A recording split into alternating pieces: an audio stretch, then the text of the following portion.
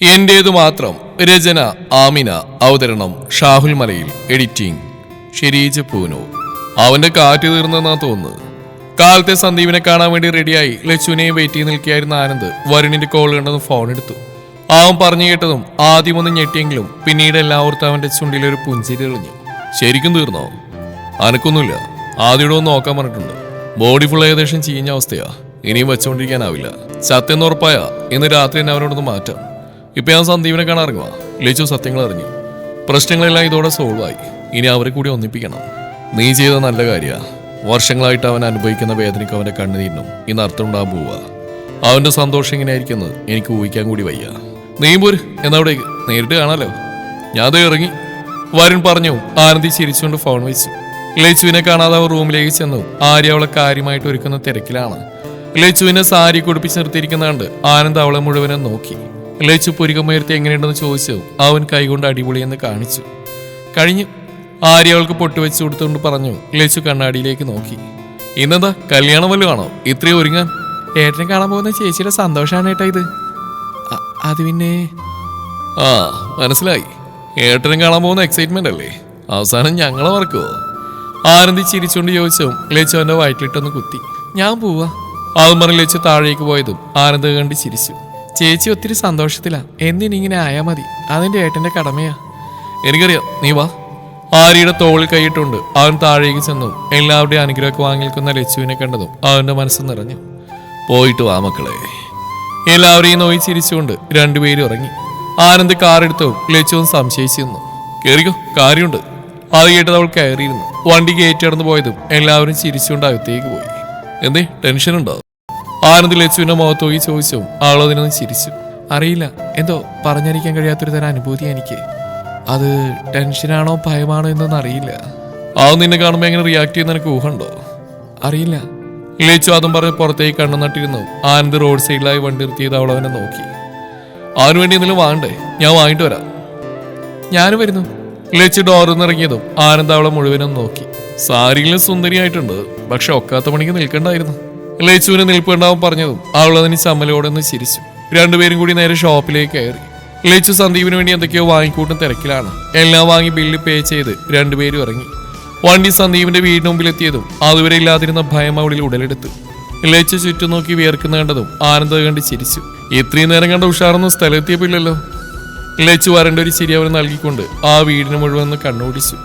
ഓടും ഷീറ്റും കൂടി മിക്സ് ചെയ്തുള്ള വീടാണ്. പുറത്ത് പല കളറിലുള്ള ചെടികളൊക്കെ ഉണ്ട്.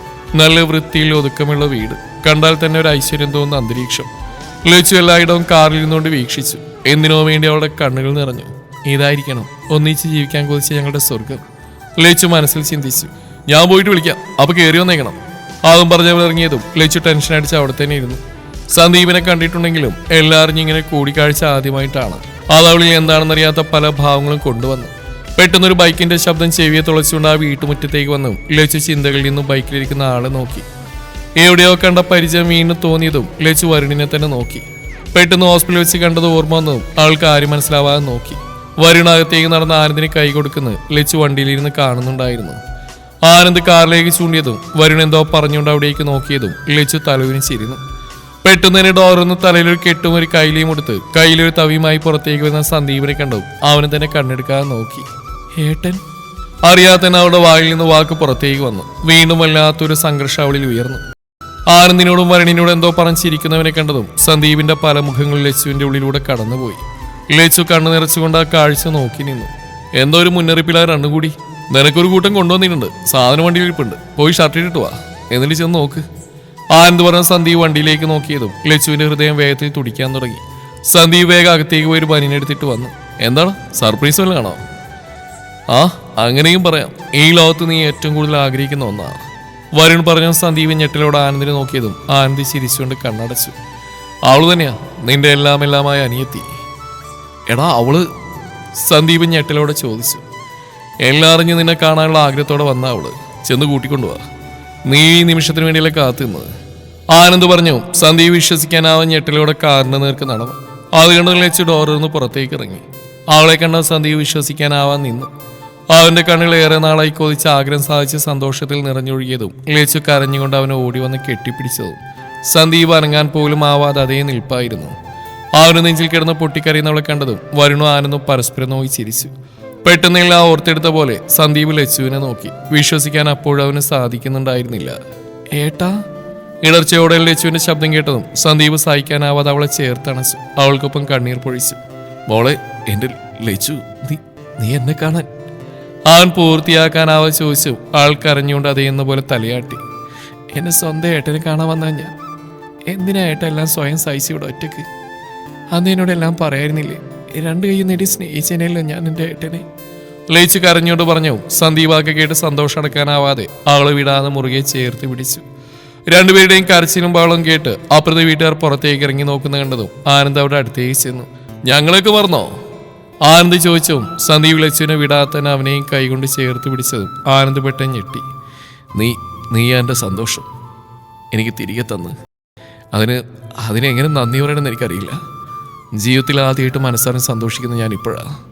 നന്ദിയുണ്ടടാ നിന്നോട്, ഒരിക്കലും തീരാത്ത കടപ്പാട്.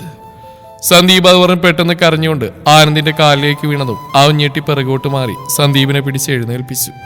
എന്താണ് ഇതൊക്കെ? ആനന്ദ് ചോദിച്ചും അവൻ എന്തു പറയണമെന്നറിയാത്ത അവസ്ഥയായിരുന്നു. ഞാൻ ഒറ്റക്കായിരുന്നത് ഇത്രയും നാൾ. ഇപ്പം എനിക്ക് ഇവളുണ്ട്. എൻ്റെ വേണി കൂടി ഉണ്ടായിരുന്നെങ്കിൽ അതിൽ പരം സന്തോഷം എനിക്ക് വേറൊന്നുമില്ലായിരുന്നു. ഇപ്പം എൻ്റെ വേണിയെ കണ്ട് സന്തോഷിക്കുന്നുണ്ടാവും. ഇനി മരിച്ചാലും വേണ്ടില്ല എനിക്ക്. ഈ ഒരു നിമിഷം ഒരിക്കലും ഉണ്ടാവുമെന്ന് ഞാൻ കരുതിയില്ല. ലച്ചു എല്ലാം അറിയുമ്പോൾ വിശ്വസിക്കുന്ന പോലും ഞാൻ കരുതിയില്ല. പക്ഷെ അവൾ തിരിച്ചു വന്നു എൻ്റെ അടുത്തേക്ക്. ഞാൻ ഇനി ഇവളെ വിടില്ല, എവിടേക്കും വിടില്ല. എൻ്റെ മാത്രം ഇവള്. സന്ദീപ് അത് പറഞ്ഞ് ലച്ചുവിനെ അവരുടെ ദേഹത്തേക്ക് ചേർത്ത് വലയം ചെയ്ത് പിടിച്ചു. വരുന്നത് കണ്ട് വേണിയോർത്ത് കണ്ണു തുടച്ചു. ആനന്ദ് അവൻ്റെ പ്രവൃത്തി കണ്ട് ഞെട്ടി. വല്ലാത്തൊരു ഭാവമായിരുന്നു സന്ദീപിനപ്പോൾ. ഏട്ടൻ വിഷമിക്കണ്ട, ഞാൻ ഇനി എങ്ങും പോവില്ല. ഏട്ടൻ്റെ ഒപ്പം ഉണ്ടാവും, ഞാനുണ്ട് ഏട്ടന്. ലയിച്ചു പറഞ്ഞു. സന്ദീപ് കേട്ട് അവളുടെ മുഖം കൈക്കുള്ളിലാക്കി. അവള് ഉമ്മകൾ കൊണ്ട് മൂടി. ഭ്രാന്തമായ അവസ്ഥയായിരുന്നു അവന്. ഏട്ടൻ നിന്റെ വേദനകൾ കണ്ട് പ്രതികരിക്കാനാവാൻ നിന്നിട്ടുണ്ട് മോളെ. എന്നോട് ക്ഷമിക്ക്. നിന്നെ വേദനിപ്പിച്ചവനെ ഈ ഭൂമിയിൽ ജീവനോടെ വെക്കില്ലേ ഏട്ടൻ?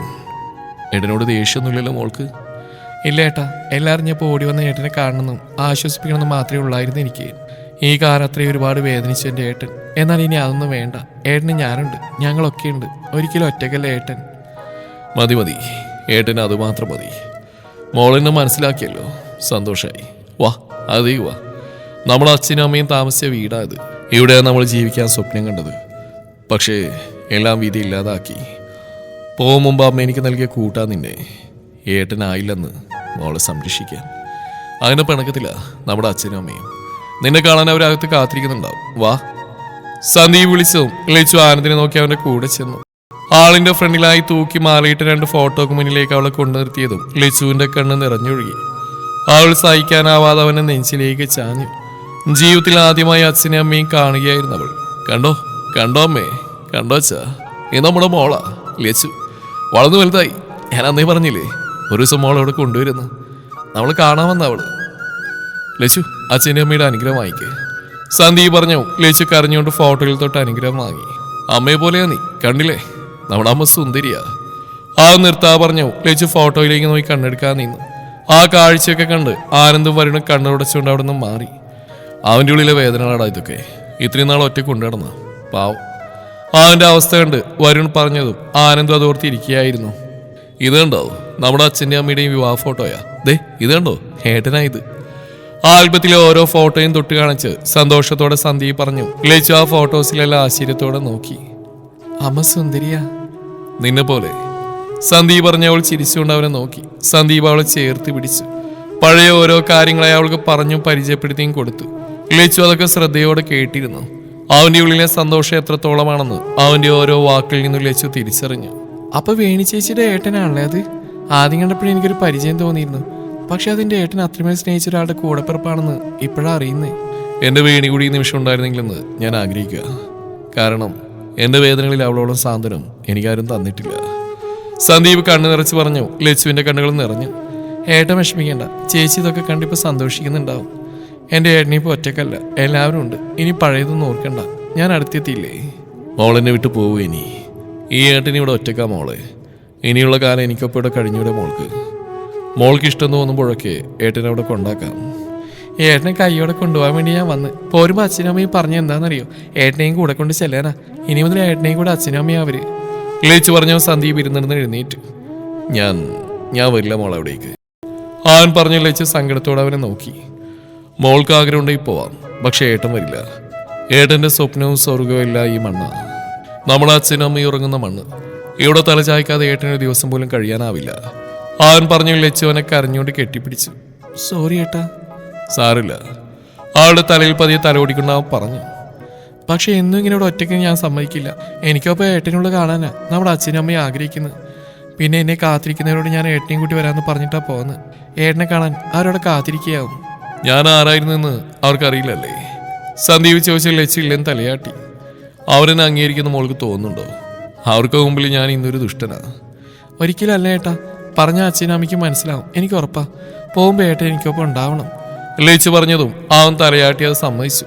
രണ്ടുപേരും ഓരോന്ന് പറഞ്ഞ് വീട്ടിലേക്ക് കയറിയതും ആനന്ദിനെയും വരുണിനെയും കാണാത്ത കണ്ട് അവിടെ മുഴുവൻ നോക്കി.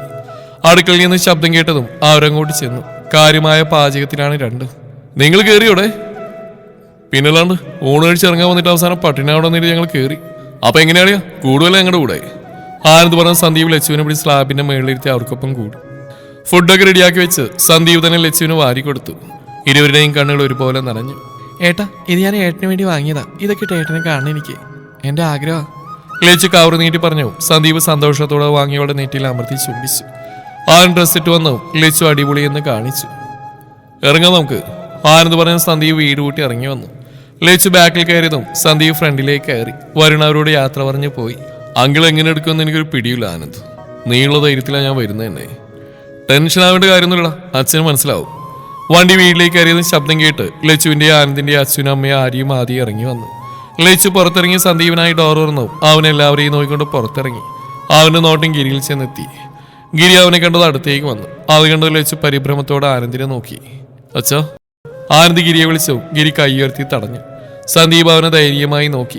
ഗിരി അവന്റെ മുമ്പിൽ വന്നിന്ന് സന്ദീപിനെ നോക്കി. പൊടുന്നനെ ഗിരി അവനെ കെട്ടിപ്പിടിച്ചതും ആനന്ദും ലച്ചുവും പരസ്പരം നോക്കി. അപ്പോഴേക്കും ആദ്യ അച്ഛൻ അവരുടെ അടുത്തേക്ക് വന്നു. രാധിക അമ്മയെ ആര്യത് കണ്ട് ചിരിച്ചു. ധൈര്യമായിട്ട് അകത്തേക്ക് വാ, നിന്നാരൊന്നും ചെയ്യില്ല. അങ്കിളെല്ലാം അറിഞ്ഞു, ഞാൻ പറഞ്ഞു. ഗിരി അവനിൽ നിന്ന് വിട്ടുമാറിയതും ആദ്യം പറഞ്ഞിട്ട് ലച്ചു ആനന്ദ് സന്തോഷത്തോടെ അവനെ നോക്കി. വാ മോനെ. ഗിരി വിളിച്ചവൻ സന്ദീപ് സന്തോഷത്തോടെ അകത്തേക്ക് നടന്നു. നിന്നോടെങ്ങനെ നന്ദി പറയണമെന്ന് എനിക്കറിയില്ല. ഒരിക്കലും മോനായിരിക്കുന്ന കരുതിയില്ല. നിന്റെ ഉദ്ദേശശുദ്ധി അറിഞ്ഞപ്പോൾ ഒരുപാട് സന്തോഷമായി. കാണാൻ ഞങ്ങളെ ഏറ്റവും കൂടുതൽ ആഗ്രഹിച്ച്. ഞാനാ നന്ദി പറയേണ്ടത് ലച്ചുവിന് ഇങ്ങനെ ജീവിതം കൊടുത്തതിന്. ഇല്ലായിരുന്നെങ്കിൽ ഇന്ന് ഇവിടെ കാണാൻ എനിക്കാവില്ലായിരുന്നു. എല്ലാ സഹിച്ചിട്ടും ലച്ചുവിന് വേണ്ടി നിങ്ങൾ അനുഭവിച്ച വേദന നേരിൽ കണ്ടവനാ ഞാൻ. ഒന്ന് സമാധാനിപ്പിക്കാൻ പോലും എനിക്കായില്ല. സ്നേഹിച്ച് ലാളിച്ച് ഇവിടെ വളർത്തിയ നിങ്ങളോട് രണ്ടുപേരോടും പറഞ്ഞാൽ തീരാത്ത കടപ്പാടുണ്ട് എനിക്ക്. ഇനിയും പരസ്പരം നന്ദി പറച്ചിലിൻ്റെ ആവശ്യമുണ്ട് ഏട്ടാ. ഏട്ടനെ അച്ഛനും അംഗീകരിച്ചല്ലോ, എനിക്ക് ഇത് മാത്രം മതി. ഇനി എന്നിങ്ങനെ അച്ഛൻ്റെ അമ്മയുടെ ഏട്ടനെയും കൂടെ എനിക്ക് ജീവിക്കണം. ലച്ചു പറഞ്ഞതും അതിനവർ ചിരിച്ചു. നീ ഇനി ഞങ്ങളുടെ കൂടെ അല്ല ജീവിക്കേണ്ടത്, ദേ ഇവന്റെ കൂടെയാ. ഞങ്ങൾക്കിനി ഇവനുണ്ട്. ഗിരി തമാശയോട്ടിൽ പറഞ്ഞു. എൻ്റെ ഏട്ടന് കിട്ടാതെ പോയ സ്നേഹം അച്ഛനും അമ്മയും നൽകുമെന്ന് എനിക്കറിയാം. ഇത്രയും നാള് അത് അനുഭവിക്കാൻ എനിക്കായിരുന്നു ഭാഗ്യം. ഇനി അത് ഏട്ടനും കൂടി അവകാശമുള്ളതാ. ലച്ചു പറഞ്ഞതും സന്ദീപ് മനസ്സുരച്ച് അവളെ നോക്കി. അതേ മോനെ, ഇനിയുള്ള കാലം ഞങ്ങളുടെ ഒരാളായിട്ട് ഞങ്ങൾക്കൊപ്പം ഉണ്ടാവണം മോൻ. ഇത്രയും കാലം ഒറ്റക്കായിരുന്നില്ലേ, ഇനി അത് വേണ്ട. ഞങ്ങൾക്കൊപ്പം ആ വീട്ടിലേക്ക് മോൻ വരണം. അത് പിന്നെ ആൻറ്റി അല്ല അമ്മ, അങ്ങനെ വിളിച്ചാൽ മതി. ഇത് അച്ഛൻ. രാധിക പറഞ്ഞു. സന്ദീപ് നിറഞ്ഞ കണ്ണോടെ രണ്ടുപേരെയും നോക്കി. അമ്മേ, എൻ്റെ അച്ഛനും അമ്മയും ഉറങ്ങുന്ന വീടാ അത്. അവിടെ ഇല്ലാതെ ഒരു ദിവസം കഴിഞ്ഞുകൂടാൻ എനിക്കാവും തോന്നുന്നില്ല. മോൻ ആഗ്രഹമുള്ളപ്പോഴൊക്കെ അവിടെ പോയി നിൽക്കാമല്ലോ, മോളെയും കൂട്ടാം. പക്ഷെ ഇപ്പം ഞങ്ങൾ പറയുന്നത് കേൾക്കണം, ഞങ്ങളുടെ കൂടെ വരണം. അതാ എല്ലാവർക്കും സന്തോഷം. അതേടോ അച്ഛൻ പറയുന്നല്ലേ? ആനന്ദ് കൂടി പറഞ്ഞു. സന്ദീപ് എല്ലാവരുടെയും സന്തോഷം കണ്ട് സമ്മതം മൂടി. എല്ലാവരുടെയും മനസ്സ് ഒരുപോലെ ശാന്തമായി. വൈകുന്നേരത്തെ ഫുഡും കഴിഞ്ഞ് ആനന്ദ് അവരെ തിരിച്ചുകൊണ്ടാക്കി. രണ്ടുപേരും കൂടി ഈ സമയത്ത് എവിടേക്കാ? വൈകിട്ട് പുറത്തേക്ക് ഇറങ്ങുന്ന ആനന്ദിനെ ആദ്യം കണ്ട് അച്ഛൻ ചോദിച്ചു. അത് കേട്ട് രണ്ടുപേരും പരസ്പരം നോക്കി. ഞാൻ ഹോസ്പിറ്റലിൽ പോവാ, എമർജൻസി ഉണ്ട്. അപ്പൊ നീയോ? നിനക്ക് ഈ സമയത്ത് ഓഫീസ് ഉണ്ടോടാ? ഞാനിവനെ ഡ്രോപ്പ് ചെയ്യാം. നിങ്ങൾ എന്താ മനുഷ്യ ആമാരെ പിടിച്ചെത്തി ചോദ്യം ചെയ്യുന്നത്? കൊച്ചു കുട്ടികളൊന്നല്ലല്ലോ അവര്. പോയിട്ട് വന്നോളൂ, നിങ്ങൾ പൊക്കോടാ. അമ്മ പറഞ്ഞ് രണ്ടുപേരും ഇറങ്ങി. എന്നാലും എൻ്റെ മക്കളല്ലാതാവില്ലല്ലോ. അതെന്താ, എന്റെ മക്കളല്ലേ? നിങ്ങൾ മാത്രം വിചാരിച്ചപ്പോ ആകാശത്തുനിന്ന് വന്നതാണോ? ആകാശത്തുനിന്ന് വന്നൊന്നല്ല, വേണമെങ്കിൽ ഞാൻ ഒന്നുകൂടി കാണിച്ചു തരാടി. ഞാൻ ചൂലെടുക്കും, പൊക്കണം വയസ്സാങ്കാലത്ത്.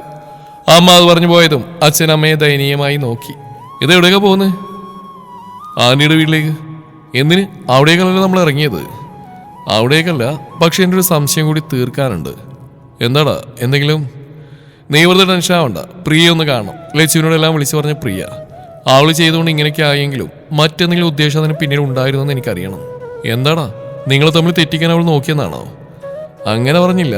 അങ്ങനെ എന്തെങ്കിലും ഉദ്ദേശം അവളുടെ മനസ്സിൽ ഉണ്ടായിരുന്നെന്ന് അറിയണ്ട്. അതിന് ചോദിച്ചവൾ പറയോ? പറഞ്ഞില്ലെങ്കിൽ പറയിപ്പിക്കും ഞാൻ. ആനന്ദ് അത് പറഞ്ഞ് വണ്ടി നേരെ അവരുടെ വീട് ലക്ഷ്യമാക്കി വിട്ടു. സ്ഥലമെത്തിയതും ആനന്ദ് ആദിയെ നോക്കി പുറത്തിറങ്ങി. ആദ്യേട്ടാ? പുറത്തുനിന്ന് കാവ്യ ആദ്യം കണ്ട് അവരുടെ അടുത്തേക്ക് ഓടി. എന്താ ഈ സമയത്ത് രണ്ടുപേരും? കാര്യങ്ങളൊക്കെ ഞങ്ങൾ അറിഞ്ഞു. ആന്റി വിളിച്ചറിഞ്ഞു. എല്ലാവർക്കും ഇപ്പൊ സന്തോഷമായി അല്ലേ? ആന്താ, ഇവിടെ ആരെങ്കിലും സന്തോഷമായിരിക്കുന്നുണ്ടോ? എന്താ അങ്ങനെ ചോദിച്ച്? ഏയ് ഒന്നുമില്ല, ആ വെറുതെ. നിങ്ങൾ വാ, അമ്മയുടെ ഇല്ല, അപ്പുറത്തേക്ക് പോയതാ. അതേതായാലും നന്നായി മനസ്സിൽ പറഞ്ഞുകൊണ്ട് ആനന്ദ് അകത്തേക്ക് നടന്നു. ഹാളിൽ TV കാണായിരുന്ന പ്രിയ അകത്തേക്ക് വരുന്ന രണ്ടുപേരെയും കണ്ട് ആദ്യം നിന്ന് ഞെട്ടിയെങ്കിലും പിന്നീട് അവരെ നോക്കി പുഞ്ചിരിച്ചു. തുടരും ഏകതയുടെ ബാക്കി ഭാഗം നാളെ ഇതേ സമയം.